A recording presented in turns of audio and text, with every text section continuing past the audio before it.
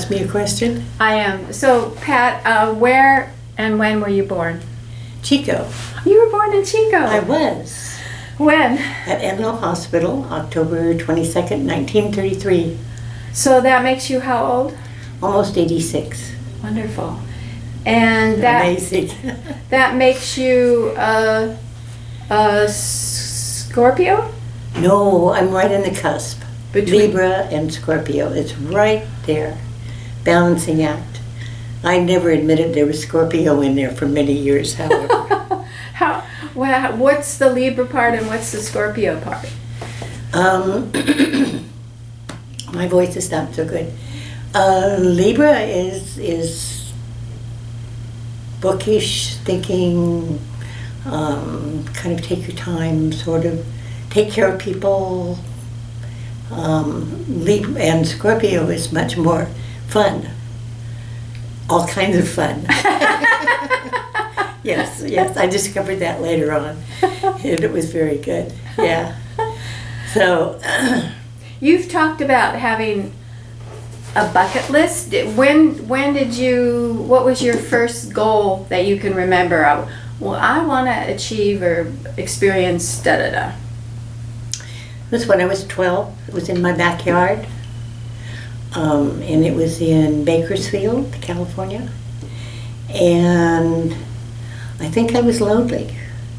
And I remember thinking, I'm going to have 5 or 6 children, so I won't be lonely. Yeah. How many children did you have? Actually, 7 if you count miscarriages.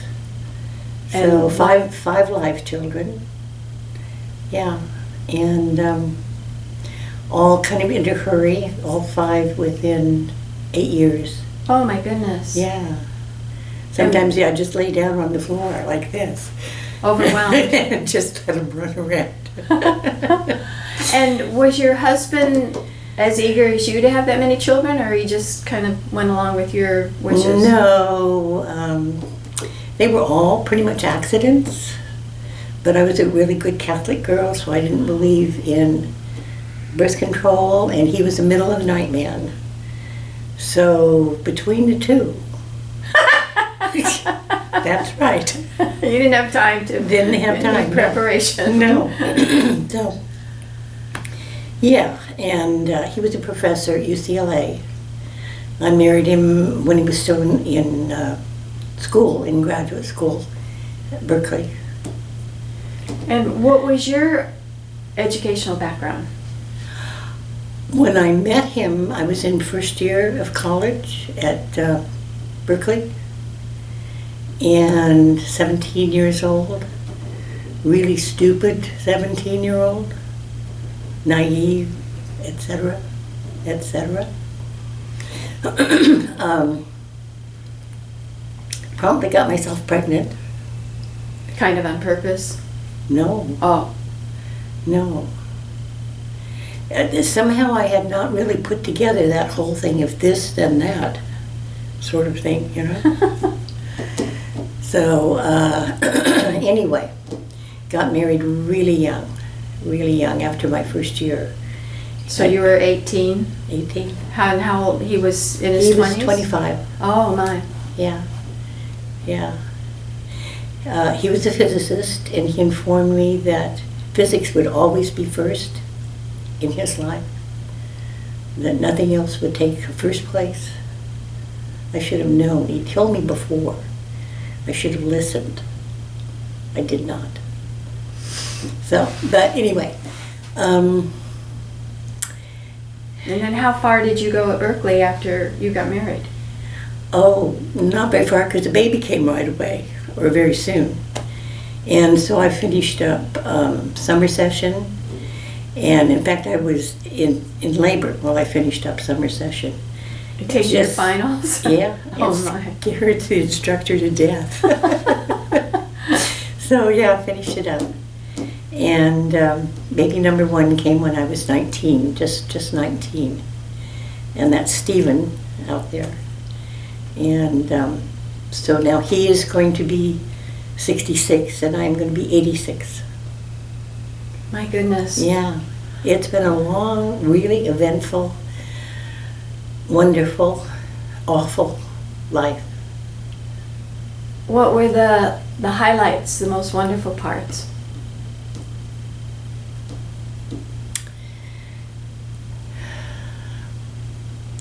They came after the most awful parts.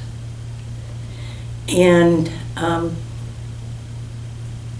if this is going, I'm not going to say what happened because I don't know if this is going to go anywhere, but some very terrible things had happened. And I sat in a chair, in a red chair, where I lived and said, help me. You know, please, please, please help me. And help came. I mean, in looking back, From God? the universe, my friends who are no longer in corporeal form, who knows? Who knows? But I know it's bigger than that, and I shouldn't say that. It's bigger than that. Anyway, but because of that, I ended up farming out all my kids, and they were all little. The middle three are just like 13 months apart. And so they're all really little. But farming them out for a week, and I went to a religious summer camp. I mean, it was a summer camp run by people who were not that religious, but but sort of that way. Anyway, I met someone there, and who said to me things that I had never heard before in terms of infinity, universal mind, universal energy, things like that. And it felt as though my head just opened up and this stuff was just pouring in. And that, I was 33 then, and that was when the rest of my life started. I mean, my real life started.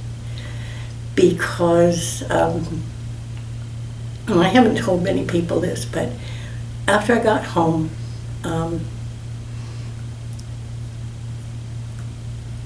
I had gone and gotten the children and brought them all home. They were sort of parked here and there. And at one point, I was walking between the kitchen and the front room, and the Kundalini rose up and whoosh, right out, straight out of the top of my head, and I went with it. And God knows where I went, but it was up through layers and layers and layers. And I was shown things. Like what? Probably the most important one is that there is no separate I. That your eye is really the same as my eye. And anyway, it changed my total life, totally. I was really a little wiggy for a while afterwards. And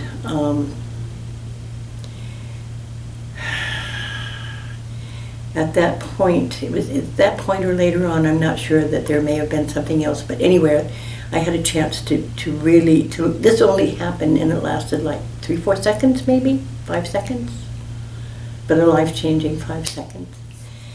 And that I had a chance to go out again and do I don't know what, but it was to go out. And I didn't go because I was afraid I wouldn't come back, and there were my kids, and they were little. And the other thing, after I had come back with this for a while, no emotion, no new external emotion. I wrote a lot of poetry, there was a lot of emotion there, but not, I don't know quite how to explain it. Like you weren't quite Like in touch with your body. Like I wasn't quite, yeah. Yeah.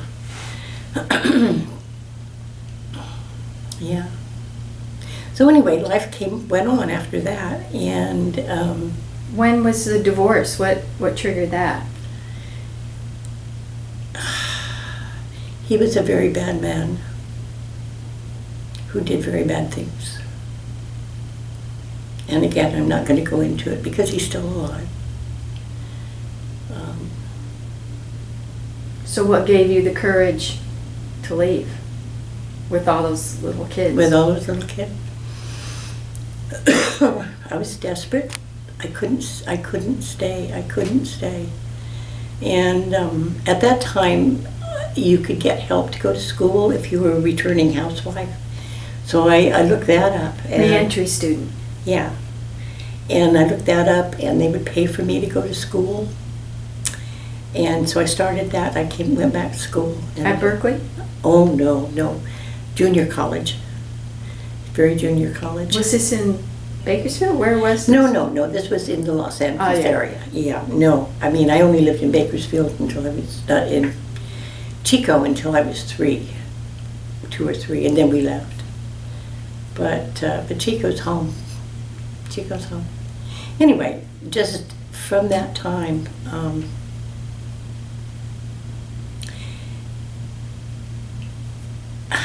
there have been so many blessings. You know, just so many blessings. And as an example,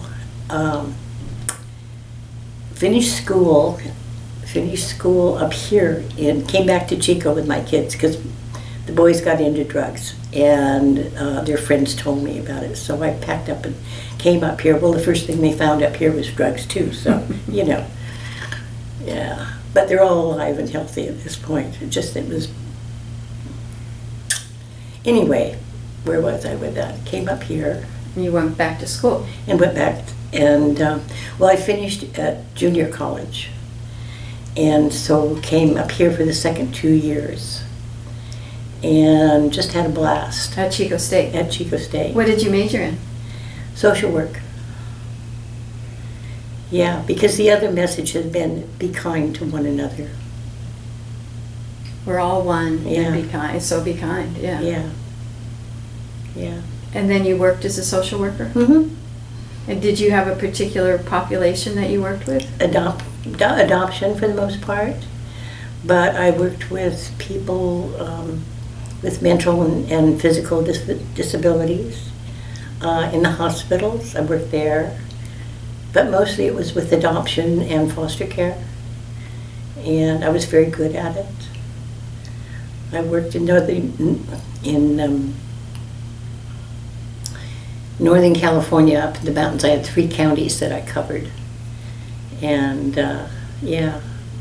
Did you think about getting married again along the way? I had boyfriends.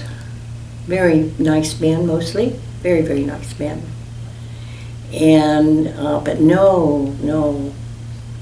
I mean, that had been painful. I did not want to do that again. And... I mean, it was difficult because I've been very, very dependent person and not a very courageous person. And you asked about leaving and whatnot. I slept with a knife in my hand for the first probably 2 weeks after my husband had left the house. And then I thought, you know, if somebody comes in, I'll deal with it. I've got to go back to bed. And that's kind of how it's been, you know. And I've done a lot of things, and it's because I was willing to take that step into the unknown. Of getting a divorce? Oh, no, getting a divorce. Then I went off to live in an ashram, and that was a whole story in itself, and very involved with energy work and energy balancing and things like that. Met some very interesting people. I cooked, did dishes, made beds, that kind of thing. Yeah, and then I got offered a job before I came back. I had no job. But those are the kinds of things that the universe just kept providing me with stuff. You know, if I needed a job, there was a job. And it was like my RV, I wanted an RV, and I was lusted after an RV. And finally, I just kind of stamped my foot and said, okay, God, universe, whoever, either you get me that sucker or let me just let it go. 3 days later, I had one. So, but it's been like that. What I've needed, I've been given. When I've needed help along the road when I was traveling, it was always there. You know, and when I look back, I am really, really, really grateful. What about having had cancer? What do you think? Were there any triggers for that? Do you think it's genetic? What causes us to have something? What caused me to have cancer? Cancer over and over and over again? I don't know. I smoked a lot, 3 packs a day. We'll start with that. I don't know. But when I did get cancer, and they said, this is it, and da-da-da. And I had to decide what I was going to do about it. I sat down and meditated, and this voice said to me, don't worry about it, it's all going to be okay. So I figured there we were. Was it going to be okay? So you did conventional treatments, but I did not. Ah. No, You didn't do chemo, I did not. and the docs wanted you to? Oh, yes. Oh, yes. Oh, they're very big. And by law, they have to. They have to ask you every single time you go in, will you do chemotherapy? Will you do radiation? And then they have to document that they've asked you each time. So they, that's kind of hard for them too. But no, I just decided that if I was going to be okay, then I was going to be okay, and I was not going to do the chemo. I saw what it had done to my mother. She died. She died of cancer. Yeah. So if you had advice for someone who wants to be as mentally alert and interested and active as you are at 86, what kind of advice would you give them? Jump into the unknown. If that's where you want to go, go. Even if you're scared, go. Be brave. Yeah, be brave. Be brave. And the help was always there. I mean, middle of the night, and this is from way before. This is even before when I was still married, and was driving from Los Angeles to the Bay Area, Volkswagen with all the kids to go up and meet my husband. Somebody who had fixed it before had not gotten wires together, and so it got down and the battery went out. It's like 1 o'clock in the morning, and it's really dark and I have no lights, and I pull off, and anyway, I finally got to this service station. He said, "Oh ma'am, we're closing, we can't help you, there's a motel over there." Man chugs up, jumps out and says, "I'm a Volkswagen mechanic, can I help you?" Truly, truly. And he did, and he connected the wires, and we went on. So, looked at it from that standpoint. Yeah, I mean, that kind of thing probably was operative way before I went off when I was 33. It really was. But the other thing that was really definitive was I saw the spaceships when I was in Bakersfield. Oh. Oh yeah. The alien spaceships. Yeah. Yeah, up close and personal. Ooh. Very up close and personal. Did you get to see the entities themselves? I could. They looked just like us, from what I could tell.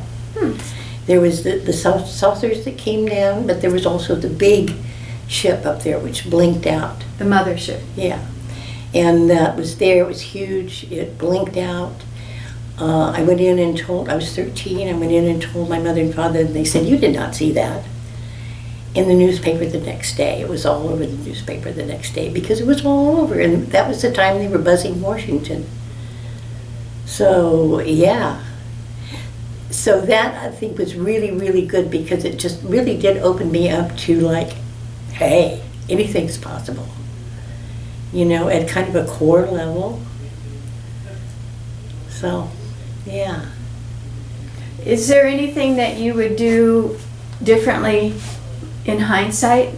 Kind of as if you look back over your life as a history, you think, if I was going to do it over again, I would change that decision.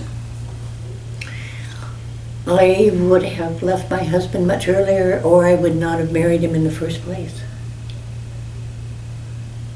Even being pregnant and being a really good Catholic girl from a good Catholic home and a good Catholic school and on and on, I would not have married him. Do you think there was some kind of karmic lesson that your Yeah. spirit said, sorry, Pat, but you're gonna, we want you to learn that? Yeah, I really, really do. And as terrible as it was for both of us, actually, my feeling is that at some level we both agreed to this before we came in. And actually that's the only thing that's really made it bearable. In many ways. Because you went from being dependent to having to be independent. Yeah, it forced me to be independent. And that may have been the big lesson. And something about the children. Children were from another life. Now you can take that or not, but People that you knew from another life. they were children that they and I died together. All of them, all five of them, all yeah, of mine. Yeah, no, the baby, I couldn't find the baby, the little one. But it was a Vesuvius-like thing. I don't know if it was Vesuvius, but there was coal and ash and everything, and it was a terraced hillside, and I had them all, but I hadn't been able to find the baby, and that was hard. That was the worst part of it. So, in the previous lifetime, you all died, but what do you mean you couldn't find the baby? I looked all over whatever passed for a town looking for the baby. But I thought you were dead. No, that was before we died. Oh, so the volcano, Yeah. whatever it was coming, and you were gathering up the Gathering children, you children, couldn't yeah, find the baby. yeah, yeah. Oh, I see. Yeah. And then So- what did that do to your relationship in this life? I mean, were you like extra special, like don't let me out of your sight, protected? No, when you have that close together, you go 1, 2, 3, 4, 5, 1, 2, 3, 4, 5, just so To that you know count. you've got all 5 there. Yeah. Yeah, probably overprotected with the first, but most people are. And, yeah, no. And I was a pretty good mother. But I'd had that dream over and over and over again since I was a child. Oh, of the volcano. Of the volcano with the kids, yeah. And so that's why I think that the children I have, with the exception of one of them, are children from that lifetime. And how do you know that there's an exception? You just don't see that one in your dream? Actually, you told me that she wasn't part of the group. You told me one day Oh. in here. Oh, Yeah, my. yeah. And she's very different than the rest of them, too. She's a blue-eyed blonde, and everybody else are dark hair and dark eyes. And, yeah, she's a lovely person. Mm-hmm. So anyway, I think the crux of it is that I'm very grateful with all the bad stuff to have had such really a good life at this point. And to see how, when you trust the universe, it just gives you what you want and need. It truly does. At what point did you stop thinking, I'm a good Catholic girl? Probably around the 3rd time I got pregnant. I remember saying, no, I had a baby. There was 3 of them in diapers at once, and I thought, shoot, the Pope can have the next one. I'm not going to do this again. Well, yeah. But you didn't believe in using birth control, even though you... I didn't, yeah, and there was some birth control that I used, but actually that was after I got a divorce that I started using birth control. And even that was not for a whole long time. So. Was your husband Catholic, or he just went along with you? He just went along, yeah. He was thinking about physics. He wasn't thinking Yeah. about birth control. That's right. Did he help support them after the divorce? Mm-hmm. Oh, good. Mm-hmm. Yeah, actually, he was very good about that. It was not a whole lot, but we managed. And then I went back to school after the divorce and got my master's degree. I was going for a PhD, but I had to travel from Placerville to the Bay Area 3 times a week Oh. at night, Oh, my. and to get down there. So it got to be just too much. Yeah. But I went John F. Kennedy School down there. Oh, yeah. I went there. Oh, wonderful. That was too much fun, let me tell you. Oh, yeah. Yeah, that was great. So you got your master's there? No, I got it here. Actually, not here, but at Sac State. Mm.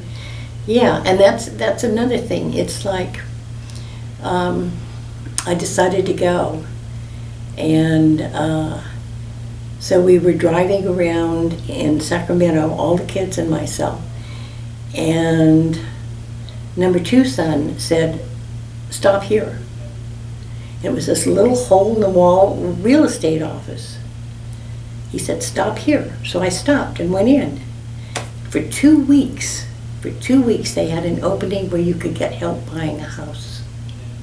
I forget what they called it. I got a house with 4 bedrooms. In Sacramento. In Sacramento, with rent that I could afford. You mean mortgage payments? Yeah, Mortgage, not yeah. rent, but mortgage payment. Yeah. Yeah. So then I went to Sacramento State. Did you have travel as part of your bucket list?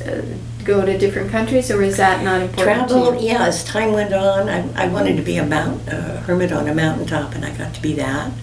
When you went to the ashram? And then afterwards also. Where was the ashram? It was in Southern California, in the desert.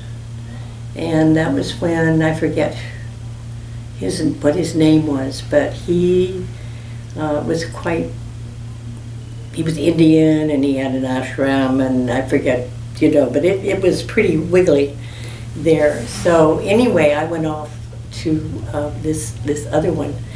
And my father, unbeknownst to me, had called the local constable to say, "Is this person okay? This is where she's going. Is she going to be okay?" And they said, yeah, she's going to be okay. So I stayed there for 9 months. And but again, see, I'd left a job, I'd quit a job, I'd gone, I had no job, came back, did a lot of walking, got a job when I needed it. And so it's just, I've been so helped every step of the way, just so. I think that's available to everyone, but you have to be listening for the help. And so that's where you did your part.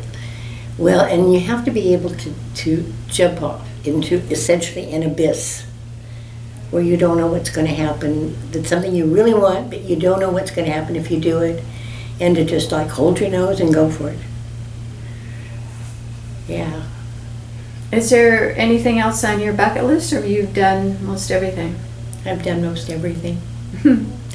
Yeah. Yeah, I really have. I became an independent person. I became a sexual person. I became a person who says hi to the universe. Yeah. Great. Those are good things. Anything else you want to say to posterity? To on the video? posterity? Just, you never know where your life is going to take you. You really, really don't. So be brave. And be brave. And some of it hurts a lot. Some of it hurts a lot. But that's okay. After a while, it gets better. Like having a divorce. Just you get better. Life goes on. And you can't stick with that stuff. Because it'll make you sick if you do. Thank you. Yeah. Thank you.